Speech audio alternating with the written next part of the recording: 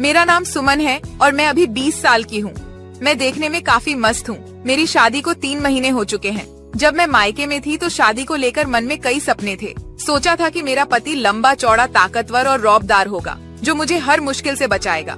लेकिन जब शादी हुई और पहली बार मैंने अपने पति को देखा तो मेरी उम्मीदें जैसे बिखर गईं। ये बहुत दुख में पतले थे, जैसे हल्की सी हवा भी उन्हें गिरा सकती थी।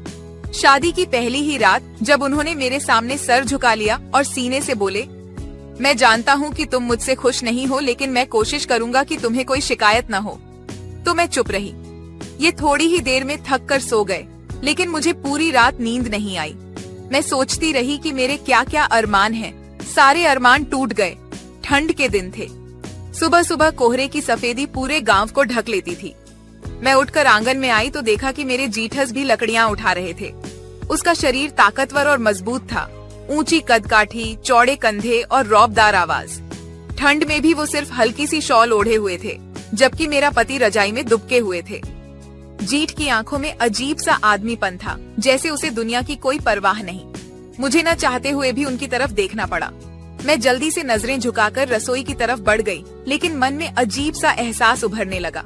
मेरे जीठ का रौबदार रूप, उनका आत्मविश्वास और उनकी मजबूत कदकाठी मेरे दिमाग में घूमने लगी। मैं चाहकर भी अपने विचारों को काबू में नहीं कर पा रही थी। रसोई में पहुंचकर मैंने चूल्हे में लकड़ियां और डाली और आग जलाने लगी। बाहर हवा बहुत तेज थी और कोहरा इतना घना कि कुछ दूर तक देखना मुश्किल था। मेरे हाथ जम से गए थे, लेकिन काम तो करना ही था।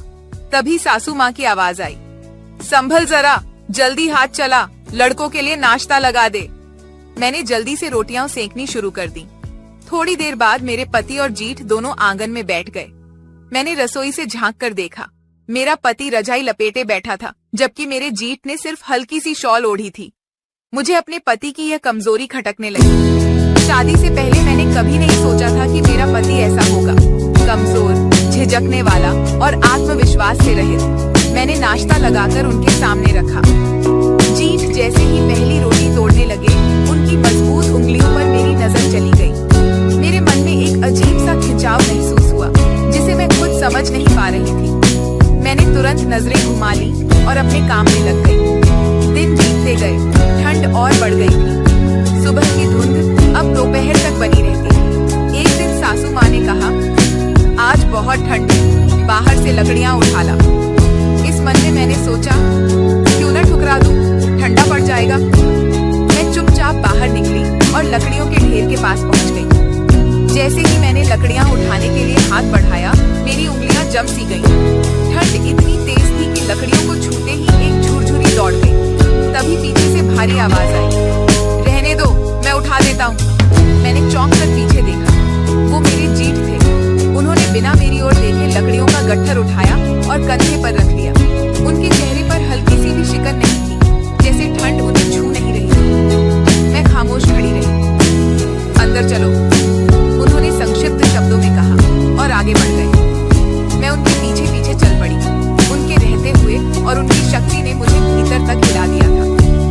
रसोई में पहुंचकर जब उन्होंने लकड़ियां नीचे रखी तो उनके हाथ की नसें उभरी हुई थी, मजदूरी, कठोरता और फुर्सत में से भरी हुई। मुझे न चाहते हुए भी एक बार फिर से उन पर नजर डालनी पड़ी, लेकिन इस बार उनकी आंखें भी मुझ पर टिकी थी। मुझे जैसे झटका लगा। मैंने जल्दी से अपनी नजरें झुका ली और चूल्हे में आग जलाने लगी, लेकिन अंदर ही अंदर चैन महसूस कर रही थी। मेरे जीठ की गहरी नजर, उनकी मजबूत कदकाठी और उनकी संजीदगी ने मेरे जिगर में कुछ अजीब सा जवाब दिया था। मैं खुद को संभालना चाहती थी, लेकिन न जाने क्यों मेरे मन में उनकी छवि बार बार उभर रही थी। तभी मेरी जीठानी आ गई। उन्होंने हल्की मुस्कान के साथ पूछा, क्या हुआ सुमन, कुछ सोच रही हो? मैं एकदम चौंक गई। नहीं बीवी, बस यूं ही।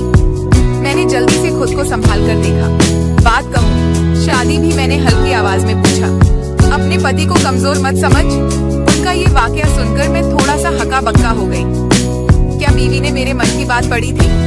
मैंने सर झुका लिया और चुप रह गई, लेकिन उन्होंने मेरी चुप्पी को समझ लिया था। देख सुनो, जानती हूँ कि तुझे लगता होगा कि तेरा पतला है और तेरा जेठ ताकतवर और धार्मिक, लेकिन ताकत केवल शरीर में नहीं होती, दिल और दिमाग में भी होनी चाहिए, और इसमें तेरा पति किसी से कम नहीं।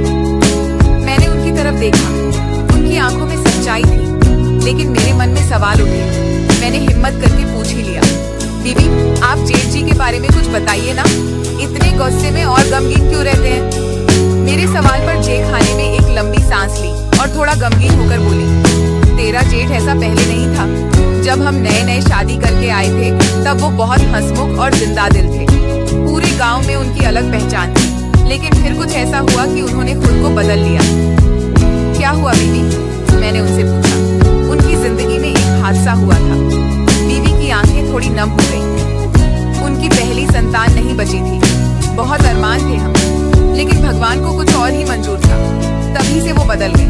पहले वो बहुत मजाकिया और मिलनसार थे, लेकिन अब उनके चेहरे पर एक दमक सी है। मैंने बीबी की बातों को ध्यान से सुना। अब मुझे समझ आने लगा था कि मेरे जेठ इतने सख्त और गमगीन क्यों रहते थे।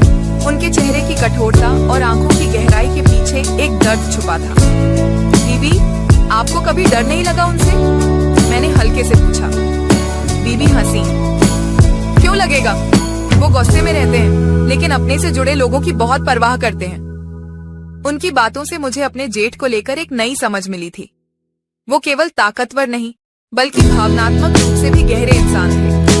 बीवी की बातों ने बहुत कुछ खोल दिया था। लेकिन एक बात कहूँ, अब मेरे मन में जेठ जी के लिए जो अजीब सा आकर्षण पैदा हो रहा था, उसे मैं नजरअंदाज नहीं कर पा रही थी। बीवी की बातें सुनकर मैं गहरी सोच में डूब गई थी। जेठ का गमगीन चेहरा, उनकी मजबूत कदकाठी और उनकी गहरी आंखों में छुपा दर्द, सब कुछ मेरे दिल में हलचल मचा रहा था। उस रात बहुत ठंड थी। पूरा घर रजाइयों में दुबका हुआ था। मैं भी अपने कमरे में थी, लेकिन नींद नहीं आ रही थी।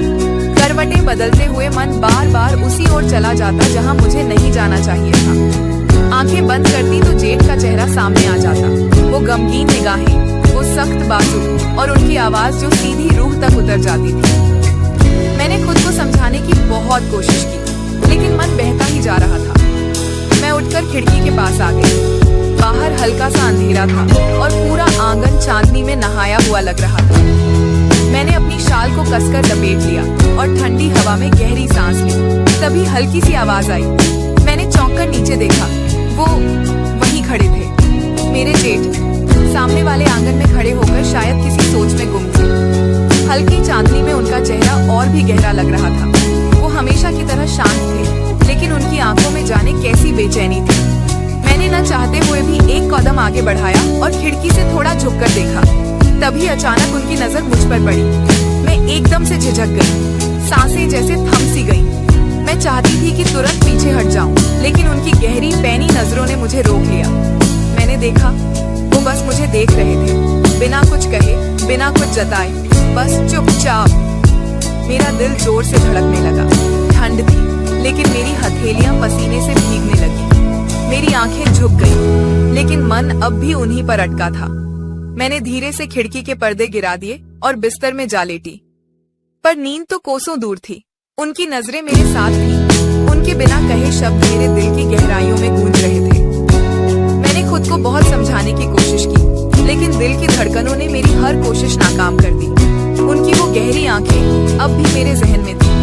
मैं चाहकर भी उस नजर को भूल नहीं पा रही थी। सुबह की हल्की रोशनी खिड़की से छनकर कमरे में फैल रही थी, लेकिन मेरी आंखों में रात भर नींद नहीं आई थी। मैं अनमनी सी उठी और पानी के छींटे चेहरे पर मारने लगी, पर ठंडा पानी भी उस अजीब सी गर्मी को ठंडा नहीं कर सका जो मेरे अंदर सुलग रही थी। कल रात ठीक से सोई? बीवी ने हल्की मुस्कान के साथ पूछा। हाँ, बस कुछ ज्यादा ही ठंड थी। मैंने जल्दी से बहाना बना दिया।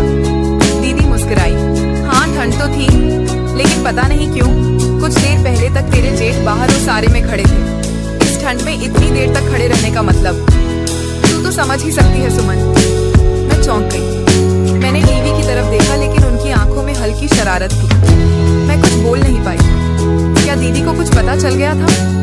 तभी मेरे पति आ गए। वो वैसे ही दुबले पतले थे जैसे शादी के दिन पके थे। वो अपनी चाय लेकर चुपचाप बैठ गए और अखबार पढ़ने लगे। मेरे मन में अनायासी तिल ना होने लगी। मेरे पति और जेठ की एक तरफ मासूमियत और सरलता थी, तो दूसरी तरफ रौब, ताकत और गहराई। मुझे खुद पर गुस्सा आने लगा। ये मैं क्या कर रही थी? क्या सोच रही थी? ये ठीक नहीं था। मैं चाय बनाकर सास ससुर के कमरे में देने चली गई। जब मैं वहाँ से लौटी तो देखा कि ओस सारे में जेठ खड़े थे। रात को खड़े थे। उनकी निगाहें फिर से मुझ पर टिकी थी। मेरे हाथ में चाय की ट्रे थी, लेकिन मेरी उंगलियां हल्की हल्की कांपने लगी। वो बस मुझे देख रहे थे, बिना पलके झुकाए। मैं चाहती थी कि मैं नजरें हटा लूं, लेकिन ऐसा कर नहीं पाई। उनके चेहरे पर कोई भाव नहीं था, लेकिन उनकी आंखों में बहुत कुछ था। एक ठहराव, एक बेचैनी, एक अनकही बात जो सीधा दिल में उतर रही थी। तभी बीवी की आवाज आई, सुमन जरा मुझे वो मसाले वाली डिब्बी देना। मैं झट से चौंकी और जल्दी से किचन की तरफ बढ़ गई। मेरा दिल जोरों से धड़क रहा था। दिन भर मैं खुद को रेस्ट रखने की कोशिश करती रही, लेकिन मन बार बार उन्हीं पलों में अटक जाता। शाम हुई तो मैं आंगन में बैठकर सब्जियां काटने लगी। बीवी वहीं बैठी थी और मुझसे इधर उधर की बातें कर रही थी। तभी अचानक जेठ वहां आए। उन्होंने मेरी तरफ देखा, फिर बीवी से बोले, जरा वो टोकरी देना, लकड़ियां लेने खेत पर जाना है। बीवी हंसते हुए बोली, अरे लकड़ियां ही उठानी है तो सुमन को भेज दो, उसे भी सर्दी में थोड़ा घूमने फिरने का बहाना मिल जाएगा। मेरा दिल तेजी से धड़कने लगा। जेठ ने मेरी तरफ देखा और बिना कुछ कहे हल्का सा सिर हिला दिया। मैं जानती थी कि मना करना ठीक नहीं होगा, इसलिए चुपचाप उठी और उनके साथ चल दी। बाहर ठंडी हवा बह रही थी। खेतों की ओर जाते हुए हम दोनों के बीच खामोशी थी। मैं उनकी ठीक पीछे चल रही थी। उनके लंबे मजबूत कदमों का हर सुमंदर स्पंदन मुझे महसूस हो रहा था। बहुत ठंड है, अंदर रहना चाहिए था, मैंने धीरे से कहा। वो अचानक रुके और मेरी तरफ मुड़कर देखा। फिर बहुत हल्की आवाज में बोले, हवा बहुत ठंडी है, लेकिन कई बार कुछ और चीजें इससे भी ज्यादा सुलगाने लगती हैं। मेरा दिल जोर से धड़क उठा। वो क्या कह रहे थे? मैंने धीरे से नजरें झुका ली, लेकिन उनके शब्द मेरे कानों में गूंज रहे थे। उसकी गहरी आवाज ठंडी हवा में खुलकर मेरे कानों तक पहुंची तो पूरे शरीर में जैसे हल्की सरसराहट दौड़ गई। मैं अपनी जगह पर खड़ी रह गई, जबकि वो धीरे धीरे आगे बढ़ गए। मैं समझ नहीं पा रही थी कि उनके शब्दों का मतलब क्या था। क्या ये सिर्फ एक सेवक था या फिर मेरे दिल की धड़कनें सही कह रही थी? मैंने गहरी सांस ली और तेज कदमों से उनके पीछे चल दी। रास्ते भर हम दोनों के बीच कोई बात नहीं हुई, लेकिन खामोशी के बावजूद ऐसा लग रहा था कि बहुत कुछ कहाँ सुना जा रहा है। उनके साए में चलते हुए मुझे अजीब सा सुकून भी महसूस हो रहा था और एक अनजानी बेचैनी भी। जब हम लकड़ियों के पास पहुँचे तो उन्होंने कुछ लकड़ियाँ उठाई और मुझे भी उठाने का इशारा किया। मैं झुकी, लेकिन मेरी साड़ी का पल्लू हल्का सा जमीन पर गिर गया। उससे पहले कि मैं उसे संभालती, उन्होंने अपना हाथ बढ़ाया और धीरे से उसे उठाकर मेरे कंधे पर रख दिया। मेरे अंदर एक अजीब सी गर्मी दौड़ गई। उनकी उंगलियों का हल्का सा स्पर्श भी मेरे पूरे बदन में एक अलग सी हलचल पैदा कर गया। मैंने नजरें उठाकर उन्हें देखा। उनकी आंखों में एक गहरी शांति थी, लेकिन उसके पीछे कुछ ऐसा था जो मुझे अंदर तक महसूस हो रहा था। इतनी ठंड में आना जरूरी था? उन्होंने धीमी आवाज में पूछा। दीदी ने कहा, इसलिए। मेरा जवाब बहुत हल्का था, जैसे खुद को सफाई दे रही हूँ। वो हल्के से मुस्कुराए, लेकिन उस मुस्कान में कुछ ऐसा था जो मेरे अंदर तक असर कर गया। फिर उन्होंने एक लकड़ी उठाकर मेरे हाथ में दी। हमारी उंगलियां बस हल्के से टकराईं, लेकिन वो हल्का सा स्पर्श भी जैसे मेरे दिल की धड़कन बढ़ा गया। कदमों से घर की ओर चल दी, लेकिन मुझे पता था कि वो मेरे ठीक पीछे चल रहे थे। हर कदम पर मुझे उनकी मौजूदगी महसूस हो रही थी, जैसे उनकी आंखें मेरे हर कदम को देख रही हैं। जब हम घर पहुंचे तो आंगन में सासू माँ बैठी थी। उन्होंने हमें साथ आते देखा, लेकिन कुछ कहा नहीं। मैंने जल्दी से लकड़ियां एक तरफ रख दी और अंदर जाने लगी, लेकिन तभी पीछे से उनकी आवाज आई, सुमन। मैं ठिठक गई। पहली बार उन्होंने मेरा नाम लिया था। उनकी आवाज में एक अलग सा एहसास था, गहराई थी, गर्माहट थी और सबसे बढ़कर एक अपनापन था। मैंने धीरे से सिर घुमाया और उनकी ओर देखा। उन्होंने बस एक पल के लिए मुझे देखा, फिर हल्के से मुस्कुराए और अंदर चले गए। मेरा दिल जोरों से धड़क रहा था। मुझे लग रहा था जैसे इस ठंडी हवा में भी मेरा चेहरा तप रहा हो। मैं समझ नहीं पा रही थी कि जो हो रहा था वो सही था या गलत, लेकिन इतना जरूर था कि मेरे अंदर कुछ बदल रहा था, कुछ ऐसा जो अब मेरे पास नहीं था। उस रात नींद आंखों से कोसों दूर थी। करवटें बदलते हुए मैं खिड़की से बाहर देख रही थी। ठंडी हवा अंदर आ रही थी, लेकिन मेरी बेचैनी उस ठंड से कहीं ज्यादा बड़ी हो चुकी थी। जेठ की गहरी आंखें, उनका वो शांत लेकिन असरदार लहजा और उनकी हल्की मुस्कान,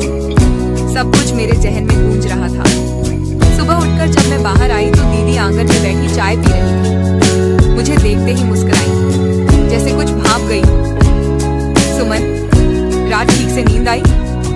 मैंने चौंक कर उनकी ओर देखा। उनके सवाल का जवाब देने के लिए शब्द नहीं मिल रहे थे। मैंने बस हल्के से सिर हिलाया और रसोई की ओर बढ़ गई, लेकिन मेरा ध्यान बाहर बरामदे की ओर चला गया, जहां वो खड़े थे। मेरे जेठ, ऊंचा कद, चौड़े कंधे और सिर। सुबह की हल्की धूप में खड़े हुए वो एकदम अलग दिख रहे थे। उनकी नजरें मेरे चेहरे पर टिक गईं और मेरा दिल धड़क उठा। मैंने जल्दी से नजरें झुका ली, लेकिन मन में अजीब हलचल थी। बीबी ने धीरे से कहा, तेरे जेठ तुझे कुछ अलग नजर से देखते हैं सुमन। मैंने तुरंत उनकी ओर देखा। बीबी, आप क्या कह रही हैं? मैंने घबराई हुई आवाज में कहा। बीबी मुस्कुराई, लेकिन उनकी आंखों में गंभीर बैठी।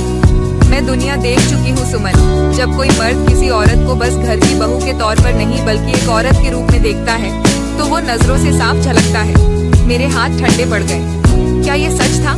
क्या मैं भी वही महसूस कर रही थी? दोपहर को जब घर के सब लोग अपने अपने काम में व्यस्त थे, मैं रसोई में खड़ी थी। तभी किसी के कदमों की आहट आई। मैं पलटी और सामने वही खड़े थे। सुमन, उनकी गहरी आवाज आई। मेरा दिल जोरों से धड़कने लगा। मैंने सिर झुका लिया, लेकिन महसूस किया कि वो धीरे धीरे मेरे करीब आ रहे थे। बहुत ठंड है ना? उनकी आवाज में एक अजीब सा अपनापन था। मैंने कुछ नहीं कहा, बस हल्के से मुस्कुराई। वो कुछ पल चुपचाप मुझे देखते रहे, फिर अचानक बोले, अगर ज्यादा ठंड लगे तो कहना, आग जला दूंगा।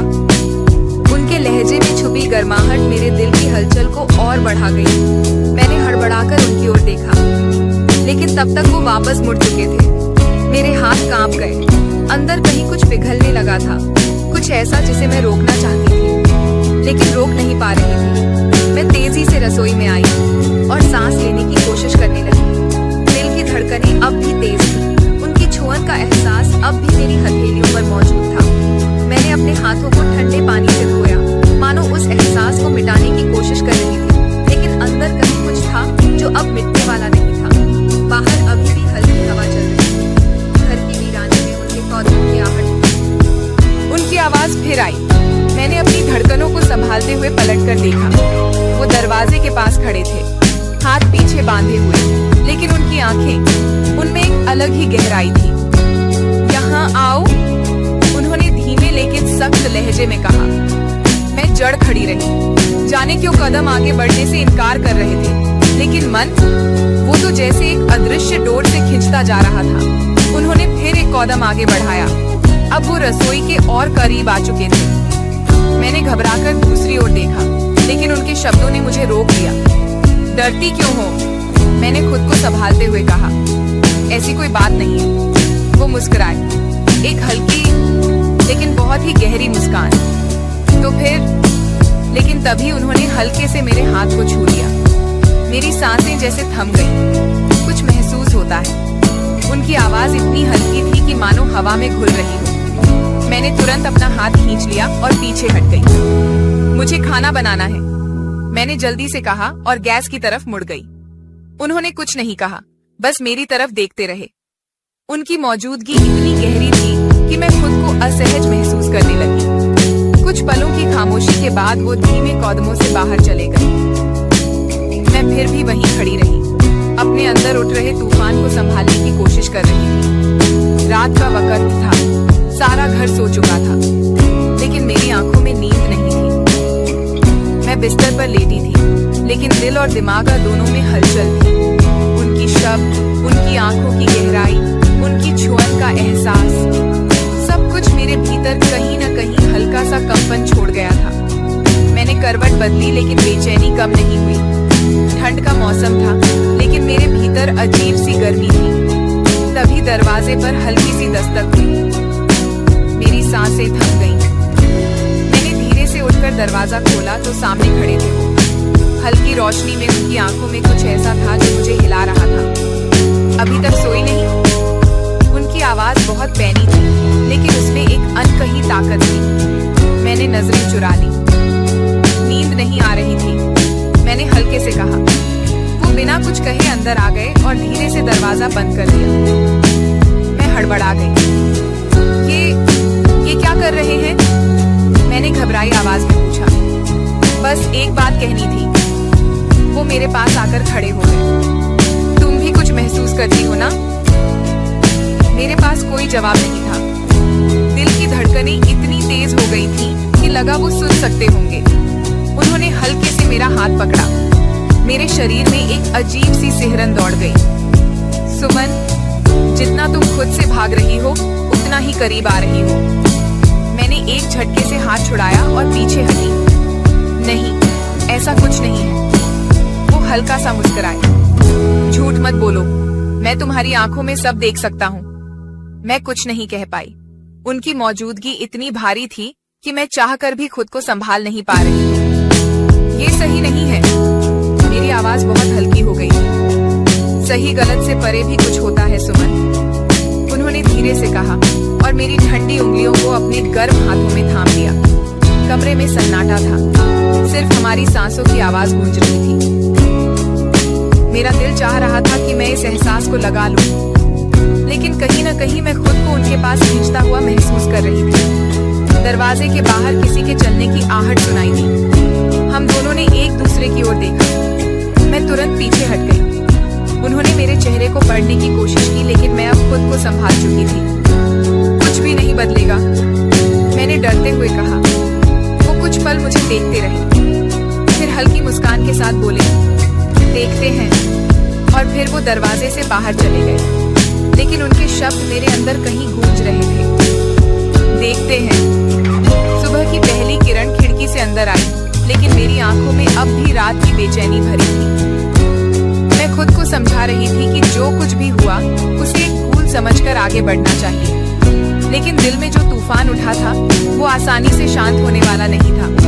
मैंने जल्दी से उठकर खुद को कामों में व्यस्त कर लिया। सारा घर जाग चुका था।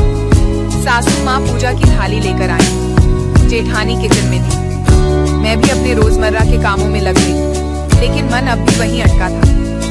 कल रात की उस मुलाकात पर कुछ देर बाद मैं आंगन में आई तो देखा वो कुर्सी पर बैठे हुए थे। उनकी नजरें सीधी मुझ पर पड़ी। मेरी सांसें हल्की हो गईं। मैंने नजरें चुराकर जाने की कोशिश की, लेकिन तभी उनकी आवाज आई, सुमन। मैं वहीं रुक गई। दिल की धड़कनें फिर तेज हो गईं। थोड़ी देर बैठोगी? मैंने इधर उधर देखा। बाकी सब अपने अपने कामों में व्यस्त थे। मैंने खुद को सीधा रखते हुए कहा, काम है अंदर। वो मुस्कुराए। सच में या मुझसे बच रही हो? मैंने गहरी सांस ली और उनकी तरफ देखा।